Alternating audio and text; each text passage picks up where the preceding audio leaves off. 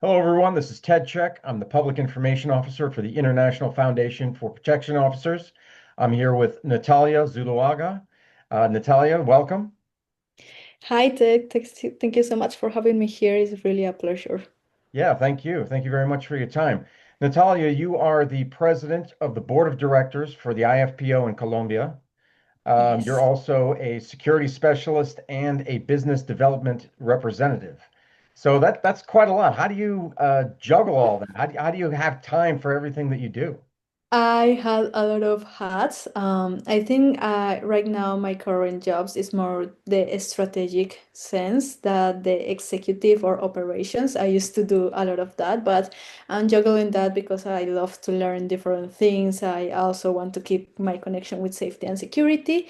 But I believe that if we love something, we just go ahead and trying to make a little bit of time for each of things that we love to do. Yeah, that's a good philosophy. Absolutely. I agree with that. How did you get involved in security? What motivated you Well, to that path? it was something that was really work on my side.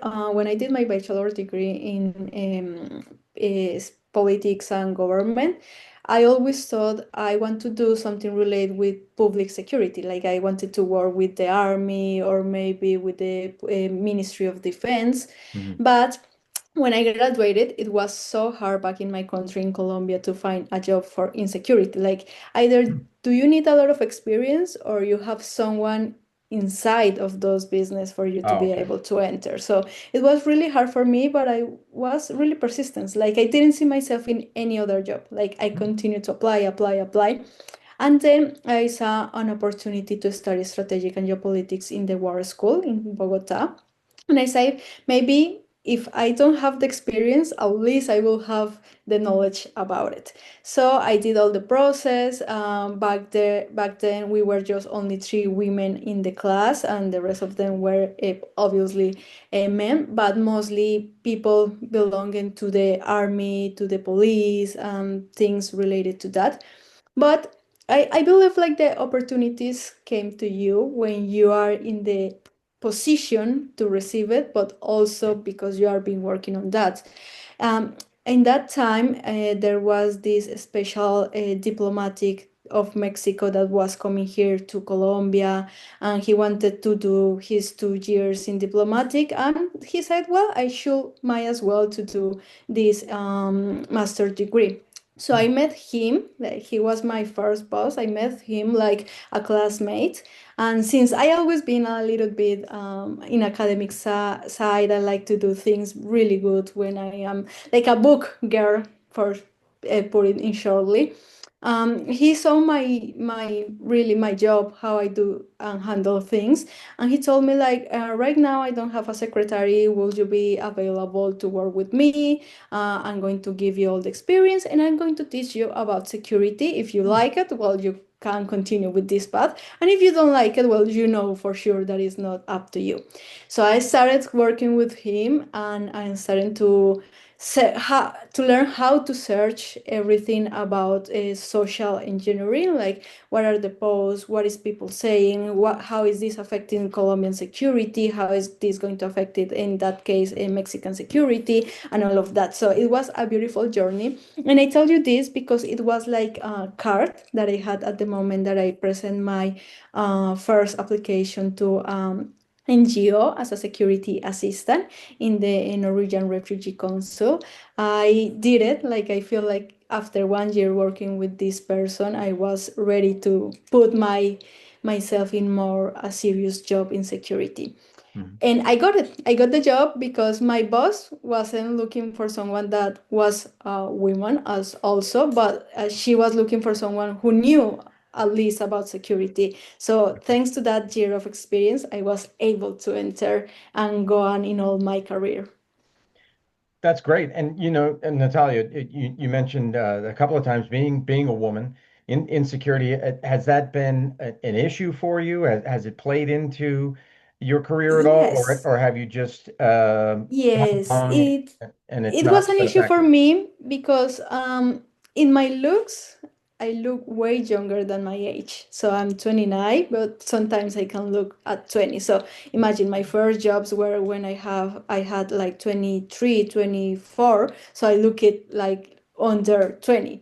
And sometimes it was really hard to, for example, give guidelines in safety and security to any other person because they always felt like, why it is this little girl talking to me about security? Yeah. It was Yeah. always the challenge I had. Like I always felt like I have to prove myself Mm. that, okay, I know that what are you thinking right now is the first time we are meeting to this job. So you are going to work on the field. I'm going to do all the safety and security. You don't trust on have any trust on me because you don't believe I'm capable of that. So the only way is not telling you I am capable, but I show you that I am Mhm. capable. So thanks to that, even if it was an issue, for me it was like an opportunity because I did my safety and security different.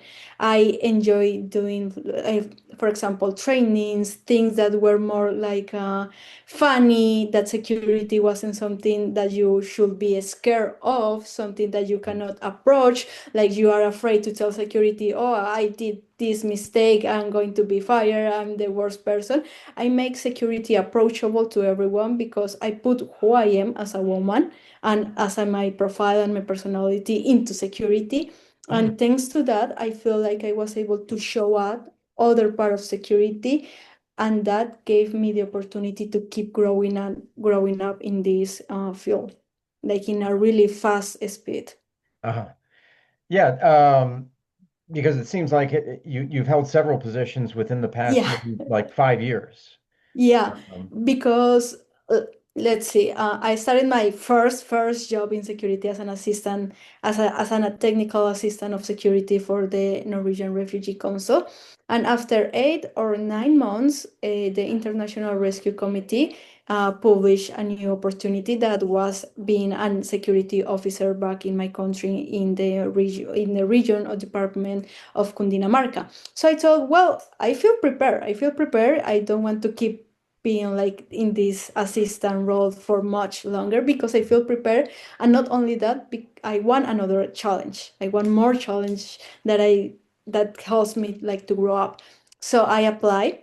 And thanks to that, I was able to enter. Like they saw my profile like in a really fit for what they were looking up.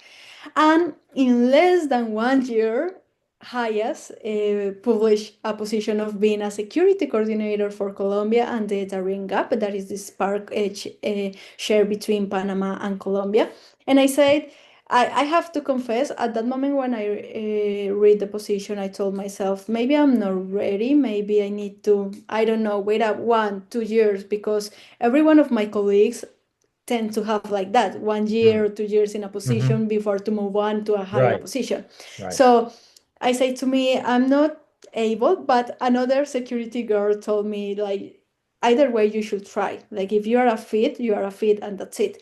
So I tried and I was choose by my former boss at that moment, saying that he was like betting on me, feeling like that I'm going to bring some other change in security because in NGOs, like they feel like safety and security teams just put like a lot of restrictions and use the word no to everything that the teams, program teams want to do.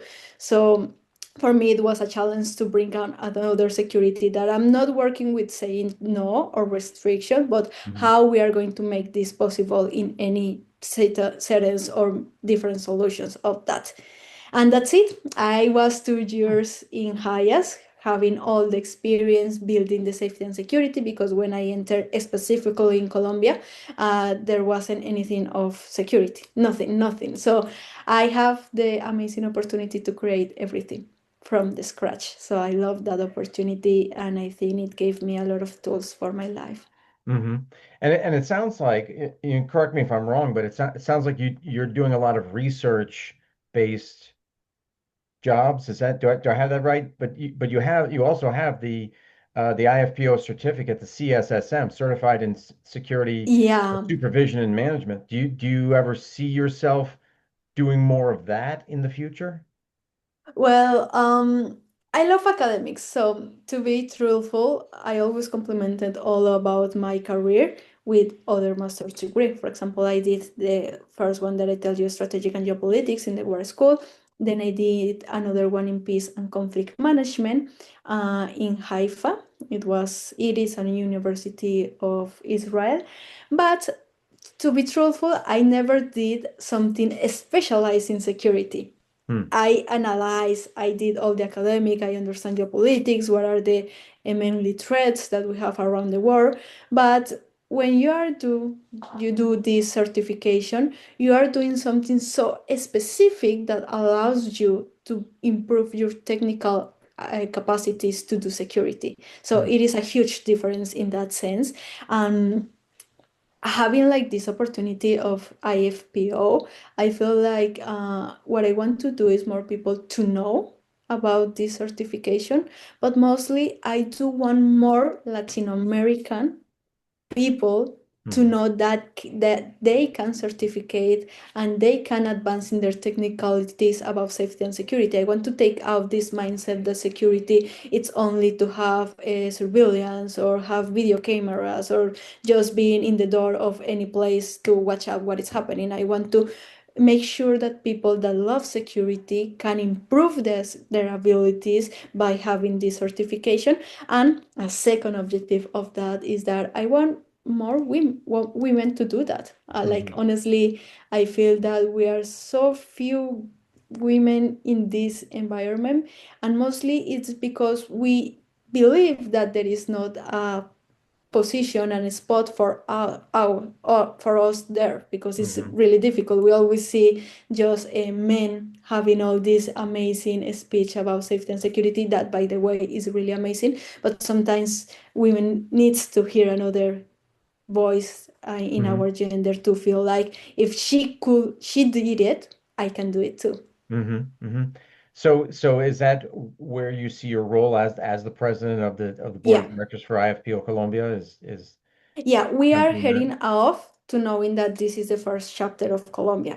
So our main objective is making sure that everyone in Colombia knows that we exist, Right. that IFPO exists and that it's accessible and you can get certificate. It's not something that is impossible. Like I don't know why, but there is this myth that if you want to do a certification in security, you are going to pass like 3 or 4 times before you get the certification because it's super difficult and you cannot do it. So people get discouraged of it. It is not about the difficult, but it's about the discipline and it is about the passion in security in itself. Hmm. So what is your message to people about the IFPO certificates? What do you tell them Uh, as far as the benefits of getting a certificate with the IFPO? there are two things that I mostly think about this certification. The first one is that if you see all of the different careers everywhere, they have a second step in their academic research. For example, if it is that if you are a lawyer, if you are a doctor, you always have like a specific specialization to Right. do anything. And when you feel about, okay, I'm working in security, not have too much certifications around me. Either you do what I did, something related of it, but not exactly something that is going to tell you how to do it. And the second thing, we have people that have, for example, army veterans, that Hmm. sometimes they feel like their career is cut, that they feel I can only be a security guard, I cannot do anything else because it was the only thing I knew of my life. I want to change that mindset. And when you do this IFPO certification, you understand that you are getting your technicalities, like everything that you already know how to do it, you are giving or having these technicalities to make you a professional. You are not going to be an amateur in the corporative setting, but you are Hmm. going to be a professional with this certification. So I want to take out this mindset of it is difficult. No, no, it's not difficult because in some point you were able to do it, you were able to implement safety and security, but now with the certification, you are becoming a professional and you can do it. So that is the main benefit that you are going to have it. When you present this certification to any company, you are going to say, I'm not someone that is just starting, I'm someone that I knew exactly what I'm doing, I'm professional, and I'm going to do my best to protect your people. Mm, that's great. So Natalia, where do you see yourself going in security in the future? That's a difficult question. Sometimes I ask myself the same. I would like to create my own company in safety and security. Like, I want to impregnate this company with my own vision of safety and security that I've been doing in my different security roles. And I want to make sure that two things, we can be a consultancy for other companies, but also be a trainership or being a center of training to other people to make sure that they are evolving in security, but we are creating leaders in security. I just don't want people executing, but also understanding that they can be leaders and they can replay their voices about safety and security. I believe, for example, in LinkedIn, I started to create my brand in LinkedIn in security Mm, last year. And I realized there are not many people that talk about safety and security. You can find about any other topic a lot, a lot, a lot. And when you go to safety and security, there are no bunch of information. And if there are, sometimes there are too technical that is difficult to read for any outsider. So I want to keep growing that brand on LinkedIn to make sure that people understand security, understand what we do, but in an easy way. mhm. And as far as the future of security, I mean, we're seeing at least like in the physical sense of security, we're Mhm, seeing security officers, at least here in the United States, taking mhm. on a greater role. There's more security officers than there are police officers now here in the United Really. States, and so they're taking on a greater role in law enforcement, if you will, or quasi somewhat law enforcement. Um, do you see that happening in Colombia as well? I think it's not as big as in the US Oh, because, again, we don't have many people certificating themselves in this mm, kind of courses because of not knowledging or not knowing about this existence.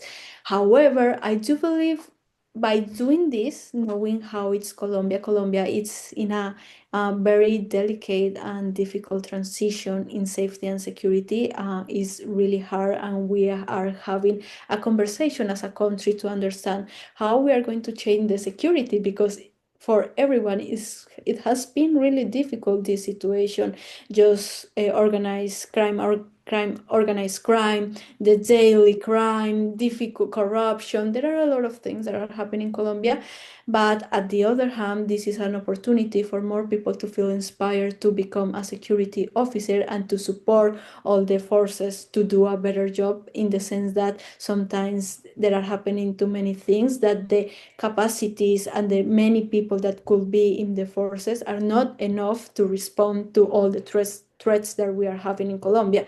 So it is more like having a support for the private sector. And I mm. think the private sector is a really, really pillar to make a difference in the safety and security of a country. And I believe sometimes in Colombia, we think the government needs to be in charge in the 100% of the safety and security, but the reality is it is not capable. There is no government that is capable to embrace the 100%. So we have an opportunity to have more security officers that could help to create like an environment that is more safer for all the Colombians citizens. So you see a lot of potential Yeah, there. yeah, Okay. totally. Oh, that's great. That's great. Well, Natalia, was there anything else that you wanted to add? Those were the questions that I had for you. Was there anything else that you wanted to say? Yes, first of all, thank you for inviting me here. I think it's really valuable that you are adding another voices and to show the experience in safety and security. And most I want to add for all the women that hear your podcast here is that um, the path to do safety and security sometimes can be difficult, But the reality is that if you have this passion for protection, like you really want to protect people, that was my and has been always my passion.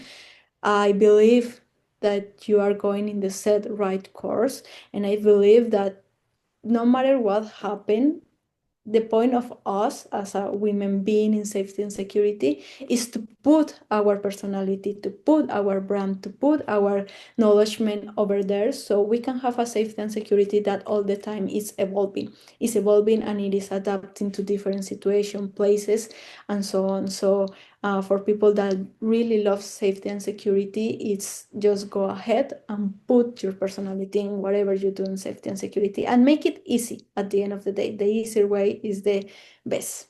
Hmm. Oh, that's great. Well, Natalia, thank you so much for your time. I really appreciate Thank it, and yeah, I feel confident that you will be uh, a great influence and inspiration to a lot of other people. So, thank you so you. much. Best of Thank you, luck Ted. in all that you do, and don't hesitate to reach out to me if there's anything I can do for you. Perfect. Thank you, Ted, for having me here. Bye bye. Okay, bye bye.